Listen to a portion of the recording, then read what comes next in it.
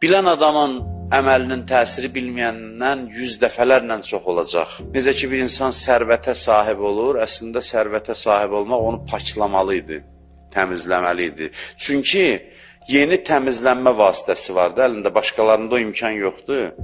Başqaları məsələn namazla, orucla, ibadətlə təmizlənir. Bunun həm də pulu var. Bu pul xərcləməklə əlavə təmizlənmə vasitəsi var bunun. Sərvət bu baxımdan nemət deyə bilirsiniz. Sərvət bu baxımdan nemətdir ki, məndə o sərvət var, mən xərcləyib təmizlənəcəm, digərində yoxdur. Yəni mən əlavə bir təmizlənmə vasitəsinə sahibəm. Sərvət adam bu baxışla baxsın gərək. Yoxsa ki, sərvət əlinə düşür, daha da azır. Bu sərvətin günahı deyil, bu bunun özünün günahıdır. Yoxsa ruzi, pul təmizlənmə vasitəsidir. Pul kimisə xarab elədirsə, günah pulda deyil.